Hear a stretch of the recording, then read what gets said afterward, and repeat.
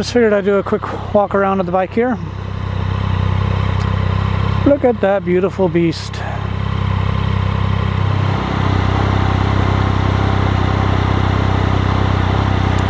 One thing the dealer did for me, to put on the little battery tender connection there. That makes it nice and easy.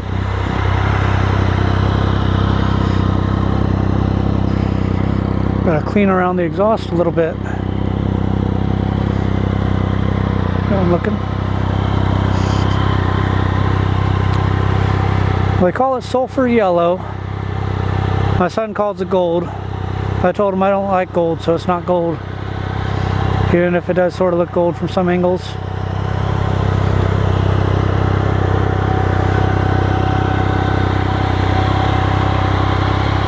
I like that the radiator's curved. That's cool.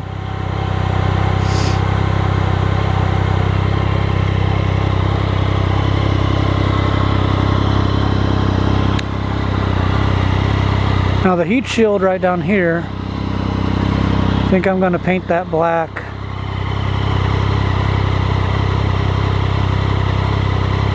I think that'll look better.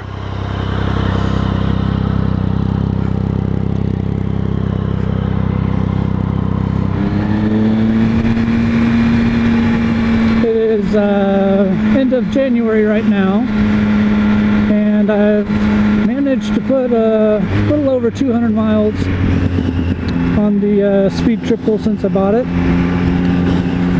which isn't too bad for the winter months in Ohio. And I thought it was about time that I do my comparison to the FZ07 that I had previously.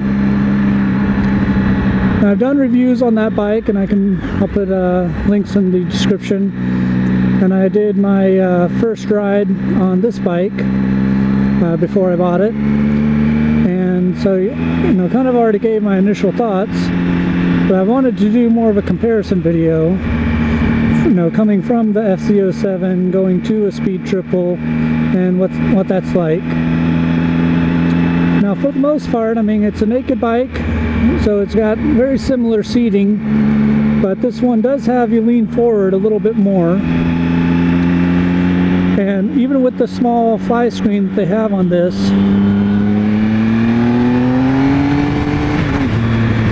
it's got very decent wind protection. I've been on the highway, I've you know, hit triple digits, and honestly, I feel very comfortable on it. I know with the FZ07, without a windscreen on that at all, on the highway, it felt like you had to really hold on because it wanted to sort of blow you off. And I had the GV windscreen on there, and then it felt really comfortable on the highway. Now, big difference in sound between the two motorcycles. Now, I put a Yoshimura carbon exhaust on the FZ07, and it had like this really nice, you know, deep, loud sound to it. And you can see that in some of my previous videos. And I love the sound of that, and it kind of sounded like an angry dirt bike to me a little bit.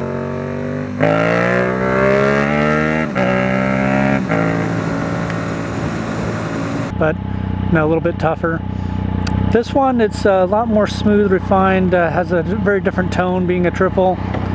And it's very nice. I mean, on stock pipes, it has a really great sound. I do feel like it could be a little louder, and I might replace the exhaust sometime down the road. I have not decided if I want to stay with the dual underseat exhaust, or if I want to go to like a single-sided lowboy, because that gives you a lot more weight savings. Also takes a lot of the weight off of the upper back portion of the bike, so just the weight distribution is better as well. But I kind of like the looks of the dual exhaust. I mean, under the seat, I thought they were going to do away with that, but obviously for 2016, they're like, nope, we're keeping it. They refined it, so it's a lot better exhaust flow, but yeah, they're still keeping the undertail exhaust. But as far as living with the bike, this one definitely has more power. I think it's, you know, much larger engine. It's a triple instead of a parallel twin. So, definitely winds out a lot more. I mean, figure red line on this is just over 10,000. And I haven't gotten up into the upper range that much because I am still trying to break it in nicely. You know, I'm not strict to the easy break in, but I don't try to flog it too much either. So I've had it hit the red line, but not too often. But it's got a lot of power everywhere. I would say one of the biggest differences I noticed, that it's something I had to adjust to, is the fact that with the FZ07 having so much torque, you did not stay in first gear for very long. I mean, first gear, if you cracked it open, I don't care if you're 125 pounds or if you're 225 or whatever, first gear on the FZ07, if you crack the throttle open, that front wheel will come up. And, you know, it's fun. It's an awesome, fun bike to ride. But first gear seemed very, almost pointless. You know, you shifted out of it so quickly that, you know, once you got going from a stop, you hardly ever used it. Where I find on this bike, first gear is comfortable, you know, up to about 25 or so miles per hour. It doesn't even feel like you're really winding it out that much. So I actually find myself going down to first gear for a lot of slow speed turns, you know, just like turning onto a side street or whatnot, where I would usually be in second on the FZ07. So I like that the gearing setup on the Speed Triple, the gears seem like they're all more refined, they're more usable, they all have their purpose. Where on the FZ07, you could be cruising around in, you know, second, third, fourth, and it really didn't seem like it mattered that much more as far as what gear you were in, because it still had torque everywhere. But this one is like, you know, this turn you should be in first, or this turn you should be in second. You know, this one still has torque everywhere, but I just think that the gears are a little bit, you know, taller and more refined, so they actually have their uses, all of them. So I've gotten used to not short shifting it as much. I mean, I still do some for the break-in and all, and trying to keep it under that 6,000 RPM for the first several hundred miles. But yeah, this thing is great. I miss having a gear indicator, which is one thing for some reason the Speed Triple does not have, even though the Street Triple does have it. And you look at it and it looks like the exact same gauge cluster, so you're like, did they just miss a wire or what? It's kind of confusing why they didn't actually include it on the Speed Triple. But the new one, the 2016, they have finally added the gear indicator to the gauge cluster, so that's not going to be an issue anymore. Now this weekend, or actually sorry, earlier this week, I just did put on my CRG lane splitter mirrors here and got rid of the ones that were coming up out of the stocks, and much more usable. I mainly saw my arms in the stock mirrors. Seems like almost every bike stock mirrors pretty much suck. And I know on the new 2016, that's another thing. It's actually the first time I've seen them come stock with bar end mirrors. So I think that's pretty awesome.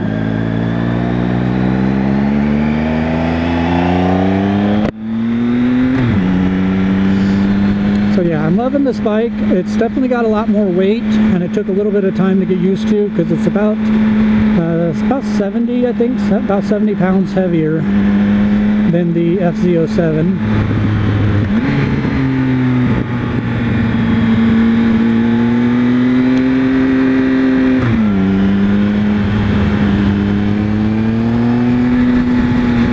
But great sound, great handling. No, it's not as flickable, I don't think. I mean, I'm not any, you know, professional rider or anything like that. But, you know, I know that a lot of people have reviewed it. They say that this doesn't flick side to side, you know, like in an S-Bin, quite as easy as some of the smaller, lighter bikes. And speaking of smaller, this isn't that much larger physically, as far as the dimensions go, than like the FZ07 or the Street Triple. It's about an inch or 2 inches longer. The width is very similar, the height is very similar. This does have a taller seat. I noticed on the FZ07 I could flat foot it, and on this bike it's pretty much the ball of my feet on both sides can touch down. So it's the tallest bike I've owned, and I'm kind of gotten used to that. And the fact is, when you're riding, that doesn't matter at all. It's only when you're coming to a stop that you really care how much your feet can touch.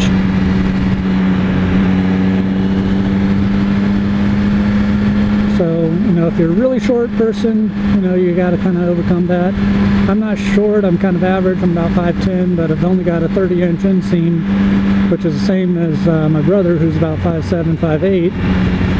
And, but he said that, he can't touch down as well on a bike that I can, so I don't know. It's all preference. Just get on a bike, see if you like the feel of it. I do feel like the pegs are higher on this than the FZ07, and I was noticing, the little peg feelers that they have coming off of your foot pegs on the FZ07. They have like this, I don't know, it's almost like an inch long peg sticking out. And I was scraping those from time to time, especially like in a I think it was a left-hand, right-hand turn, I don't know. I was scraping pegs. It was left-hand turn usually. And I noticed on this, even though there are peg feelers on this bike, there's no extension. I mean, it's just barely a bolt just coming off the peg just a little bit. So you're talking less than half an inch versus over an inch peg feeler on the FZ07. But also with the foot pegs being higher, I feel like I have a more overall ground clearance. So if I ever do get down to the point of scraping a peg on this, I'm going to be leaned over quite a bit further than I was on the FZ07. And that's kind of one of my downfalls anyway, is just leaning too much and being too hot in a corner, and it's something I got to work on and learn not to push too hard on the street.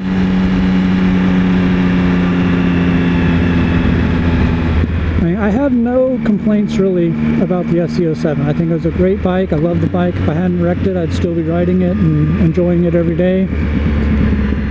But if you want to move up to like a leader bike class, this Speed Triple being a 1050 is a pretty fun option.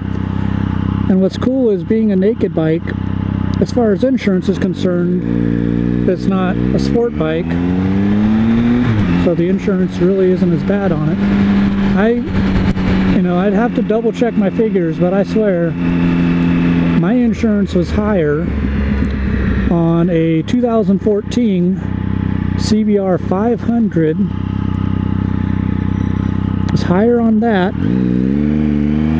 than it was on the 2015 FZ07 or the 2013 Speed Triple. Both bigger bikes, faster bikes, but because they were sport nakeds and not a sport bike like the 500, insurance costs more on the Honda CBR 500. I thought it was kind of crazy, but hey, no, I don't mind. I'm on a sport naked now, so I don't like the long reach and the lay down style of the super sports anymore. I had a CBR 600 way back in the day. And it was cool then, but I don't know if I'd like it now. I sat on the Triumph Daytona 675, and the reach to the bars, how low they were, I was like, wow, I couldn't imagine doing this around town every day. If I was more of a canyon carver and taking it to the track or whatnot, then I could see having that kind of bike. But yeah, for everyday riding around in the kind of situations I'm in, I like the slightly more upright position of the sport nakeds, the street fighters, as some people might call them. But no, I haven't done a whole lot to this bike. I've got my CRG mirrors on now. I've got my little RAM mount for my phone. So I'm, got the essentials. And when I took the stock mirrors off, you had the ugly tall mounts for the mirrors sticking up. On this side, if you see, I turned it upside down, so it's pointing down, and so it looks better, doesn't get in the way. This side, I ended up using this ram mount ball that I had on my FZ07, so I could move this over there, but it's really just there to hold the brake reservoir in place right now. I might move the phone over at some point, but I haven't really decided yet. If nothing else, I could actually put a camera mount there if I want to stick another GoPro kind of facing out towards the front or even up towards me. But I don't have a whole lot of plans for modifications on this bike. I had quite a few on the FZ07. I think I might want to get a tank bag at some point. I've got one of the magnetic types that I bought before when I didn't realize that the FZ07 had a plastic tank and couldn't use it. But I might slap that on here this spring, see if I like using it. I thought about getting some like some saddlebags for it if I want to do any kind of touring. This bike, it's pretty comfortable on the highway. It's a very comfortable seat, and I know I could put a lot of miles on it. Oh, one other thing to mention on this, every once in a while I would have a little bit of vibration and my hands would go numb on the FZ07, and I think I'm sort of prone to numb fingers just from my time with the computer. But on the Speed Triple, I have yet to get numb hands or fingers from riding, other than from when it's just really cold out. So that's something else to consider. You know, I've really enjoyed the fact that I don't have to worry about that anymore.